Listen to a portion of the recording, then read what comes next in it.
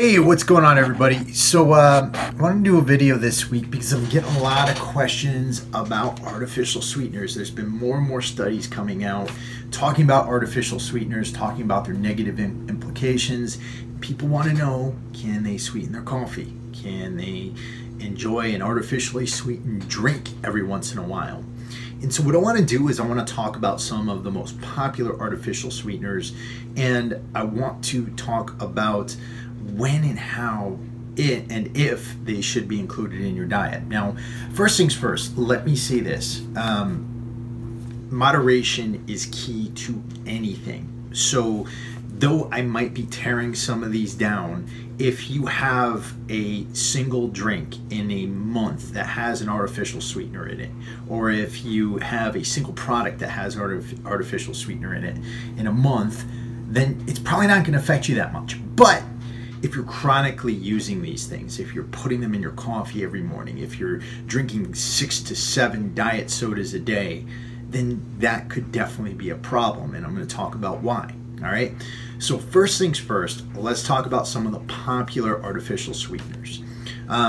Two of the most common, or three of the most common ones that are used in diet sodas and in a lot of coffee these days are acesulfame, potassium, I'm reading my notes here, aspartame, and sucralose. All right, so each of these has been said to have some negative implications. So acesulfame, potassium, sorry I mispronounced that, and aspartame, there needs to be a lot more research on this, but some studies are showing that there can definitely be an insulin spike by consuming them, and that can definitely interrupt fat loss scenarios. There's other reasons why that's bad, and I'll get into that in a second. But there are also some studies wondering about where these chemicals are going in the body once they're consumed, right? So there is the body metabolizing all of it, or is it being stored someplace? And again, this is kind of iffy.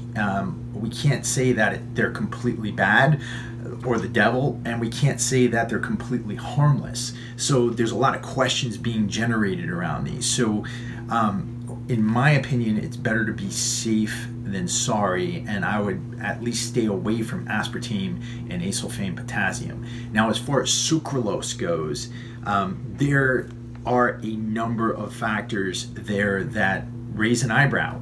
One of the big ones for me is that sucralose has actually been demonstrated to disrupt the gut microbiome, right? And if you've been watching this channel for a while, you know how important the gut microbiome is, not only to losing weight and having healthy digestion, but also to your overall health. The gut microbiome has so many implications for your body and for your brain. Your brain and your gut are directly connected, and having a poor gut microbiome can also lead to insulin resistance, high levels of inflammation, and so many factors that cause disease. So I would also put sucralose to the side as well. As far as a few of the other ones, getting into some of the more health-oriented artificial sweeteners. So stevia. Stevia is a very controversial one, and for the most part, most people shouldn't have a huge problem with it if you're using it in moderation, like I said. But there's a couple of different issues that can happen with stevia. It's been shown to cause gas and bloating in certain people. So I, as somebody who has an autoimmune disease and inflammatory bowel disease, I avoid stevia because I don't want it to affect my gut health. But beyond that, some studies are suggesting that it could definitely affect your adrenals. Now, why would it affect your adrenals? And this might be a good reason why acesulfame, potassium, and aspartame are also bad, along with some of these others. The way it could affect your adrenals is by, when you consume it, your insulin levels could spike, right? So you have insulin floating around your bloodstream, but you don't have any sugar there, any actual sugar for the insulin to draw in. So what could potentially happen here is you can get an adrenal response that causes your liver and your muscle glycogen to get released into the bloodstream. The reason why we have those types of adrenal responses and cortisol responses is so that when we're under stress, we can get a quick release of sugar from our liver so that it can get in our bloodstream so we can take action. And so when you take one of these artificial sweeteners, including stevia and aspartame, potassium, and aspartame, because there's no actual sugar there, it's trying to get you to have a stress response so that you can release some sugar so that insulin can then do its job there. Of course, I'm probably murdering that, but just understand that there's a potential activation of your adrenals from consuming those. Now, another couple of them that are very popular, xylitol and erythritol. And I've used these when it's Christmas time and I want to bake cookies. I'll use some gluten-free flour, cassava flour, and cassava flour is great because it helps the gut microbiome, but I'll stick a little bit of erythritol in there. But here's the thing. This is why I only do this around Christmas time, and I'll only have maybe 1 or 2 cookies for the whole month. Erythritol and xylitol are also in the FODMAPs category. So what are FODMAPs? These are compounds that are going to ferment in your gut, and that can cause bloating, that can cause gas, that can cause diarrhea, and a lot of discomfort. And again, for me, being somebody who suffers from IBD, I do not want that in my system. And I actually suffered just from eating 1 or 2 cookies from my mom's beautiful Italian recipe.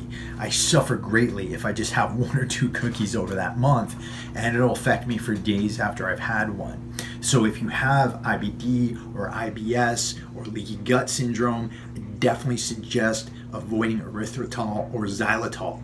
I would also suggest avoiding other sugar alcohols because those are also highly fermentable in the gut.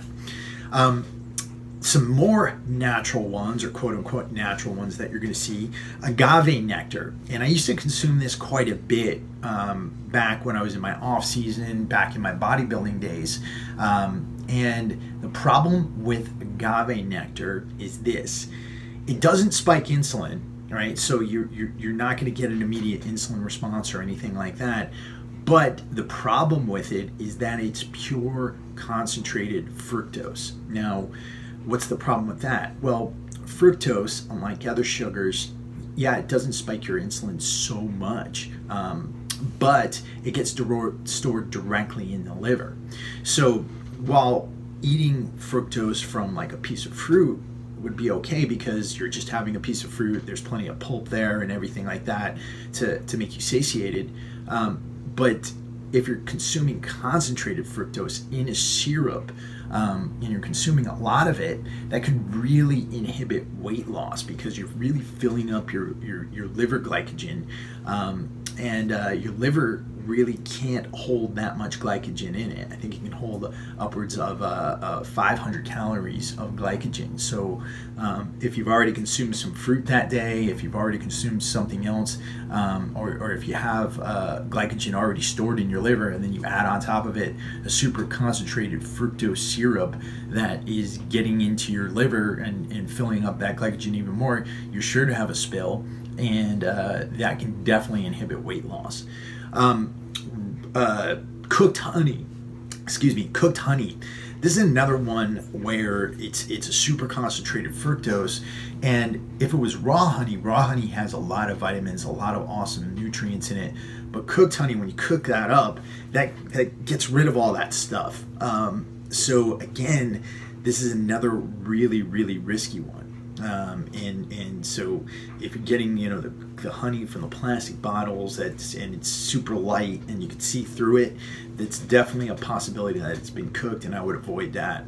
Raw honey, on the other hand, yeah, it's high in fructose. It's got lots and lots of sugar in it, but at least there's some vitamins and some nutrients in there. And so in moderation, definitely something you could include for a treat every once in a while. Now, there's this other one out there now. It's called Lohanguo. This is what you find in Quest bars. It's also called monk fruit. And monk fruit has actually shown to not raise insulin levels at all, and it's actually been shown to have a lot of antioxidants in it and a lot of anti-cancer effects.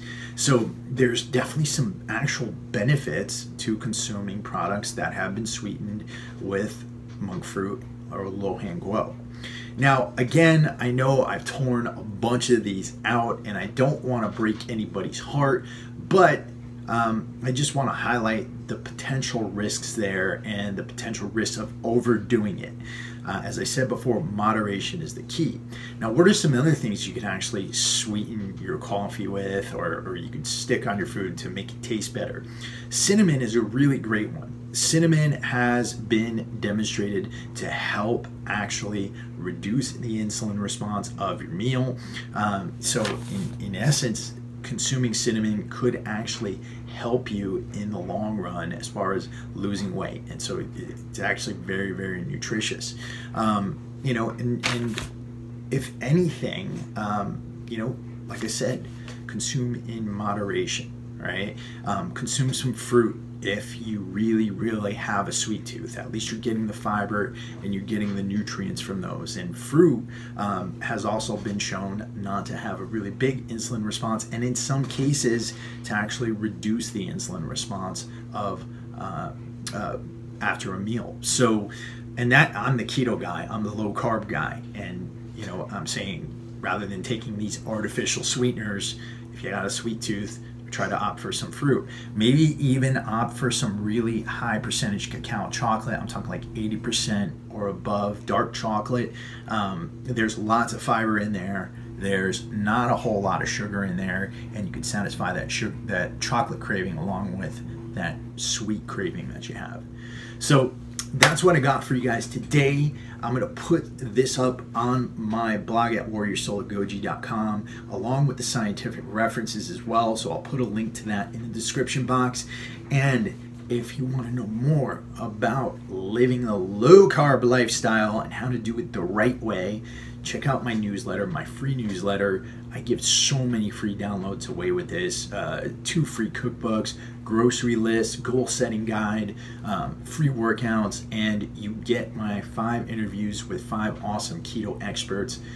Definitely check it out. So much for free at www.startketoright.com. And I will be talking to you guys all very soon. Do everything in moderation. Peace.